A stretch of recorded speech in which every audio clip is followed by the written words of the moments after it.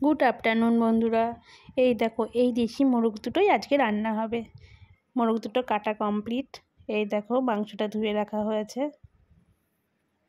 আর এদিকে মিক্সারে সমস্ত মশলা বেটে রাখা হলো। পেঁয়াজও কাটা হয়ে গেছে, আলুও কাটা হয়ে গেছে। আর মাংসের গায়ে লবণ আর হলুদ ভালো করে মাখিয়ে রাখা হলো। কড়াইতে তেল দিয়ে আলুগুলো নুন হলুদ দিয়ে সামান্য লাল করে ভেজে তুলে রাখা হলো।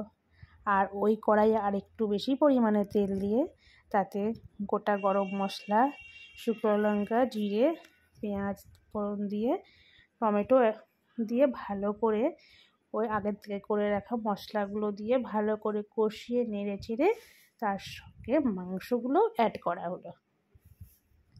মাংসগুলো অ্যাড করার পরে অনেকক্ষণ সময় নিয়ে আস্তে আস্তে ওটাকে কষতে হবে। দেশি মোরগ আমার খুব ফেভারিট।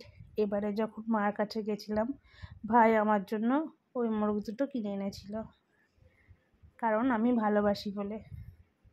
আর এই রান্নাটা মাই করেছে, আমি শুধু ভিডিওটা করেছি। আমি আমার মার হাতে রান্না খেতে খুব ভালোবাসি। আর মা ওই দিন রান্নাটাও খুব সুন্দর করেছিল, খেতে খুব টেস্টি হয়েছিল। মাংসটা প্রায় কষা হয়ে এসছে, আর একটু কষতে হবে। যতক্ষণ না মাংস থেকে তেলটা ছেড়ে আসে। আর এদিকে একটা গোটা রসুনও দেওয়া হয়েছে। মাংসটা প্রায় কষা কমপ্লিট। এবার ভেজে রাখা আলুগুলো ওর সঙ্গে দিয়ে আগের থেকে একটু গরম জল করা ছিল, সেটাও ওর সঙ্গে অ্যাড করে বেশ খানিকটা সময় ওটা সিদ্ধ হওয়ার জন্য ঢেকে রাখা হলো।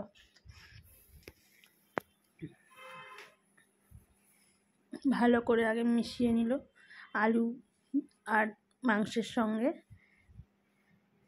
এই দেখো, কালারটা কত সুন্দর এসেছে, দেখেই খেতে ইচ্ছা করছে।